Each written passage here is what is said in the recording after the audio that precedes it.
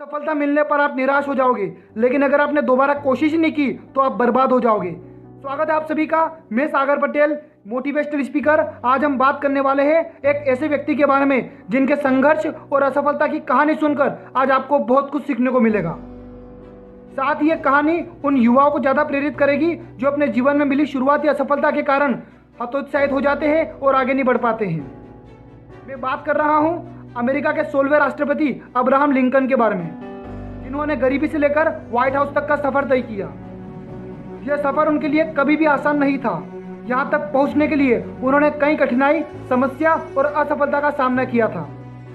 यह कहानी शुरू होती है 12 फरवरी 1809 को, जहाँ एक गरीब परिवार में इस महान व्यक्ति का जन्म हुआ।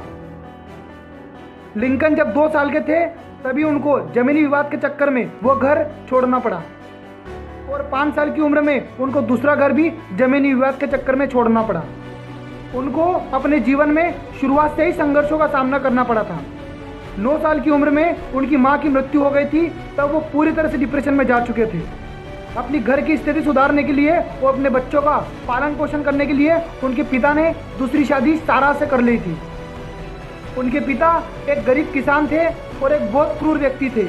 वो नहीं चाहते थे कि लिंकन पढ़ लिख कर आगे बढ़े। लिंकन की सौतेली माँ उनका बहुत ख्याल रखती थी। वो हमेशा उनको पढ़ाई के लिए प्रोत्साहित करा करती थी। इंडियाना में पढ़ने के लिए किताबें आसानी से नहीं मिलती थी, लेकिन वो एक वकील के वहाँ काम करते थे, बदले में उनको किताबें पढ़ने का अवसर दिया जाता था। इसी तरह लिंकन ने अपनी पूरी पढ़ाई कंप्लीट भी करी। धीरे धीरे उनकी नौकरी पोस्ट मास्टर के पद पर लग गई थी और कई साल पोस्ट मास्टर के पद पर काम करने के बाद उन्होंने वह नौकरी छोड़ दी। वहाँ के लोगों की परेशानी को देखते हुए उन्होंने राजनीति करने का फैसला लिया। उन्होंने पहली बार विधायक का चुनाव लड़ा और वह बुरी तरह से हार गए और साथ ही पोस्ट मास्टर की जॉब भी छीन ली थी। 24 साल की उम्र में उनकी गर्लफ्रेंड की मृत्यु हो गई थी और वह पूरी तरह से डिप्रेशन में जा चुके थे। धीरे समय के साथ साथ उस डिप्रेशन से उभरे थे।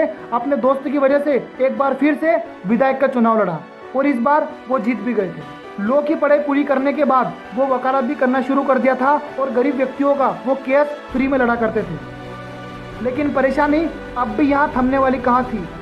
बात 1842 की है, जब उनकी शादी हो गई थी। शादी होने के बाद उनको 4 बच्चे हुए थे, जिनमें से 3 की मृत्यु हो गई थी।